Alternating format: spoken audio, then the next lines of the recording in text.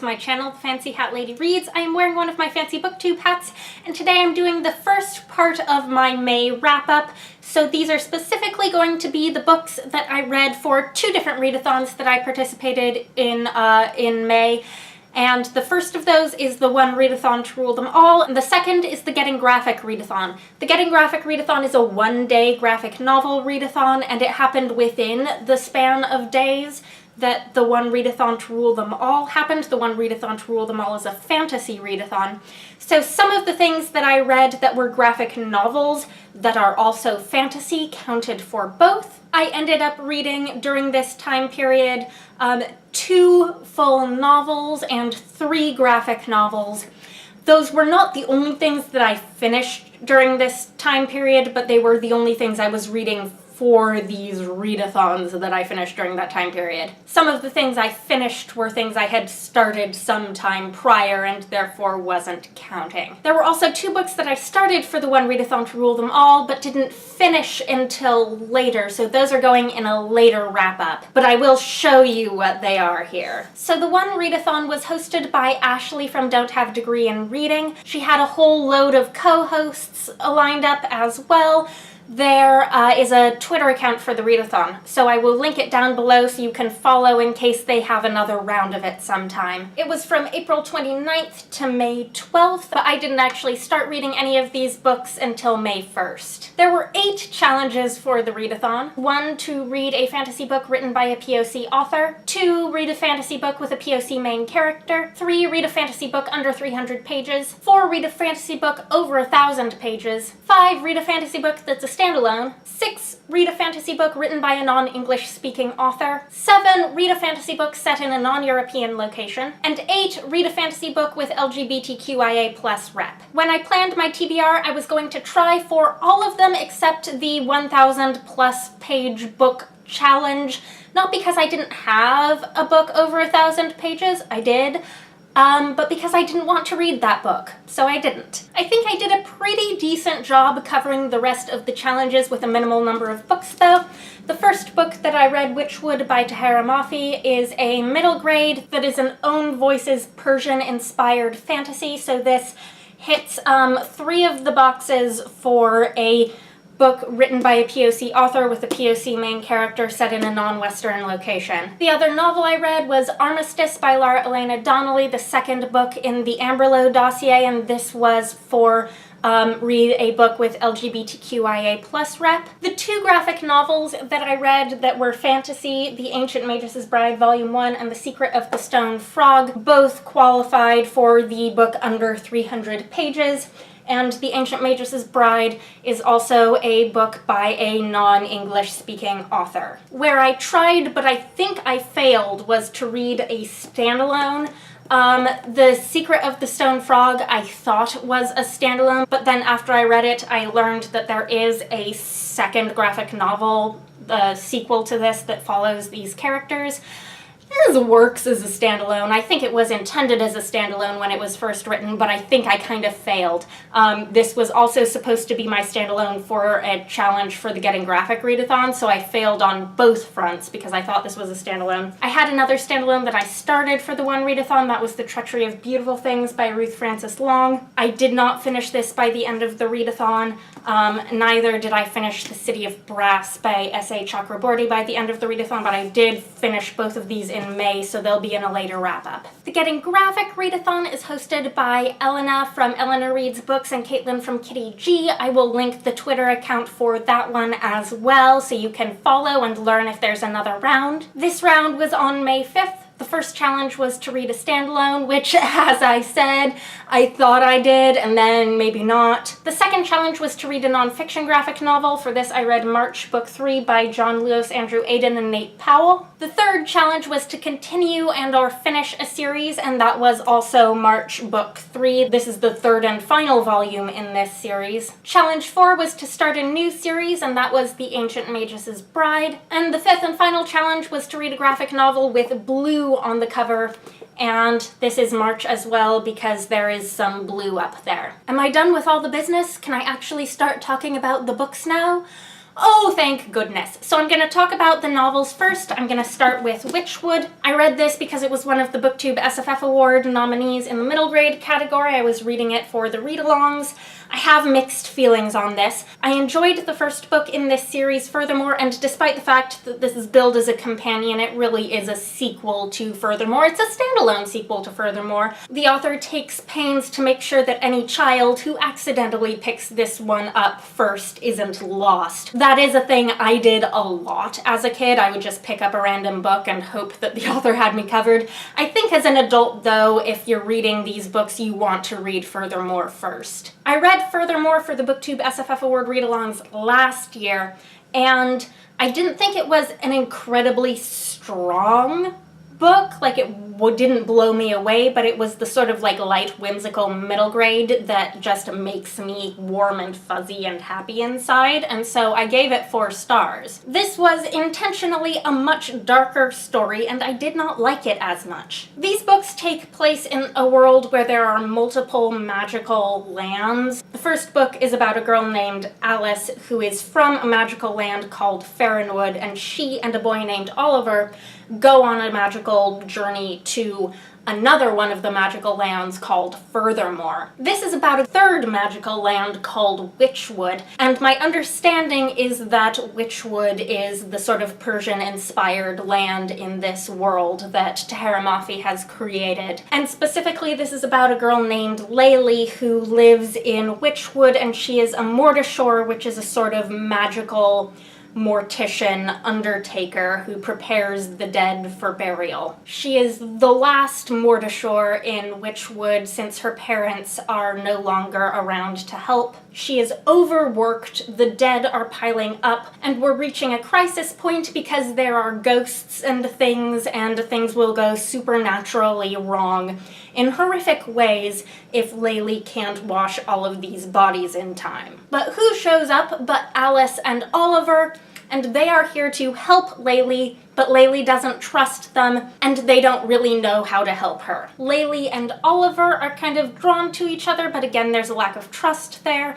And there's another boy from Whichwood who is drawn to Alice and vice versa. He's got like a magical connection to spiders, and he makes up the 4th part of this, team of young people. What I like about this book, what I think is maybe better than Furthermore, is the real sense of wisdom and compassion that you get from the narrator towards these characters. In these books, you get the sense that the narrator is a character, a person who these children meet at some point later in their lives after these events have happened, and who they have told their stories to. In the first book, it felt a little bit like a cute gimmick, but in this book, I felt like the narrator really had a lot of important, insightful things to say about these characters to these characters. She interrupts at times to say, oh, I wish that I had been able to tell Layli XYZ at the time, or I have told her this now that she is older and I know her now. And there's this real sense that the narrator is this benevolent, wise adult figure who has the character's best interests at heart. What I could not handle, though, was the really disturbing supernatural death stuff. It is not just the fact that Layli has a bunch of corpses she needs to bury. The details of Layli's line of work are disturbing. They're introduced fairly on. It's a major part of the plot, but I can see that choice working because death is natural and normal and it happens to everyone. Later in the book, we get some supernatural stuff that is just downright terrifying, to me at least. And I don't know if I would have been able to handle that when I was like in middle school. I think I might have been traumatized for life. As an adult reader, I have certain boundaries of, what I can handle and what I can't when it comes to like really violent, graphic, horrific, bloody stuff. And I feel like I don't want to spoil what happens towards the end of this book when things get really, really bad, but it was too much for me. I gave this 3 stars. I feel like in some ways the writing was better than Furthermore, but I just couldn't handle it. The second novel that I read was Armistice by Lara, Elena, Donnelly. This was a NetGalley arc that I got for review, and so I will be doing a full review of this. So I'm going to keep it pretty brief here and tell you to keep your eyes open for that review. What I'm going to tell you is this was a 4-star read for me, just like the first book in this series was. I read the first book long enough ago that I had forgotten some things, like some minor characters and such, that I wished I remembered more clearly going into this. This does take place several years after the events of the first book. The first book follows the rise of a fascist party in a fictional country called Geta. This is a non-magical fantasy world, a non-magical fictional world based on the 1930s. This book follows some of the same protagonists from the first book, though they are changed by the intervening time, and some new protagonists as well. It takes place in a different country where some of these characters are living in exile. It's still very much about show business, but in this case it's about the film industry, whereas the first book was about cabaret performance. This has less sort of on-the-page horrific brutality than the first book, although you know that horrific things are happening in this world. So in some ways it does feel a little bit like the middle book, like, pardon my language, but the shit doesn't quite hit the fan in this book. Like, we're setting up for whatever's going to go down to really go down in book 3. But I find this world and these characters super intriguing, and I think this series is just excellent. So watch for my review of Armistice. On to the graphic novels. March. This is about American politics, and I really am not feeling like talking about American politics now. Do I have to? Oh, God. This is a series about historical atrocities in American politics as opposed to current ones. And this is the graphic memoir of John Lewis, who is a United States congressman. As a young man, he was a leader in the civil rights movement in the United States, and this is the story of his role in the civil rights movement. I'm gonna say about this pretty much the exact same stuff that I said about the first 2 volumes in this series. This is very important history. It's important to remember this history, it's important to rehash this history so we don't forget this history, and this is a pretty easy, accessible way to do that. The art style is black and white, but not overly simplistic. It does the job. It shows, you know, some of the violence and brutality that happened pretty well. This volume has a focus on voter registration, and it leads up to and culminates in the passage of the Voting Rights Act. In fact, as I said with the first 2 volumes of this, I'm going to say again with the 3rd volume, this whole series is framed around the inauguration of President Obama as sort of the culminating event that the events of the civil rights movement made possible. The framing device is that John Lewis is attending President Obama's inauguration and then thinking back on his involvement in the civil rights movement. Given events since these books were published, I feel like that optimism doesn't strike quite the note that I think it would initially have done. All 3 volumes of these series get 4 stars from me for being very important and being a pretty good presentation of this important history. I like how John Lewis puts a lot of emphasis in explaining how within the movement there were varying points of view on what the right path forward was, and he explains when he disagreed with other people within the movement and why, but he does so in a way that acknowledges that these are all valid arguments. And ultimately, this series feels like an explanation of the ways in which activist movements can create change. This series overall loses a point for me in style just because it's very, very text heavy in many places, and a lot of the time the tone feels like it's a history lecture with pictures accompanying, as opposed to being a fully integrated graphic novel reading experience. And I think that's where you can tell that the author of this is not primarily, you know, an author or a graphic novelist. He's a politician writing his memoir, and someone else did the pictures for him. Next, I want to talk about The Ancient Matress's Bride, Volume 1 by Yamazaki.